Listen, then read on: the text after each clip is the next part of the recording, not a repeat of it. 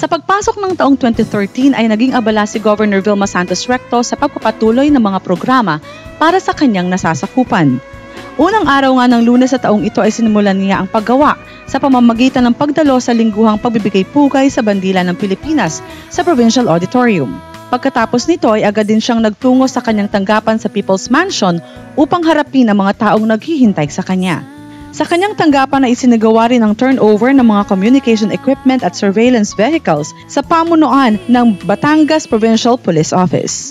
At ito ay tinanggap naman ni Batangas PNP Provincial Director Attorney Rosauro Asio, kasama rin si Engineer Noel Rocafort mula sa tanggapan ng General Services. Gayon din ay naisagawa ng distribution ng mga motorcycle patrol para sa iba't ibang barangay sa 4 na distrito ng lalawigan ng Batangas.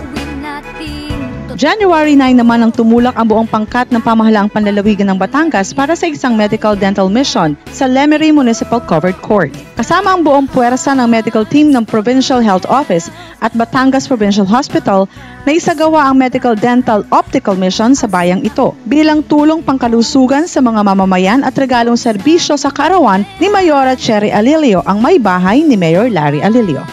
At sa mensahe ni Governor Vilma Santos Recto ay kanyang nabanggit.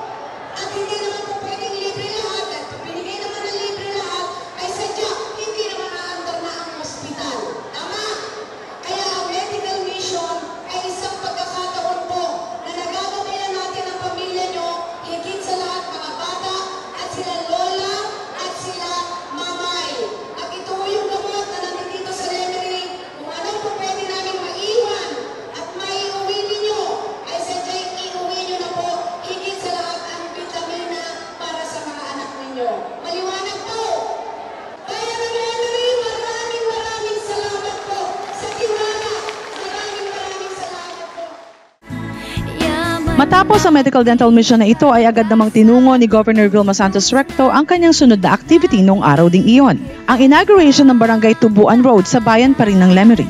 Matapos ang inaugurasyon ay masayang nakisalamuha si Governor Vilma Santos Recto sa mga residente ng barangay na ito at nagpaunlak na marinig ang kanyang mensahe. Ito po yung tinatawag nating partnership.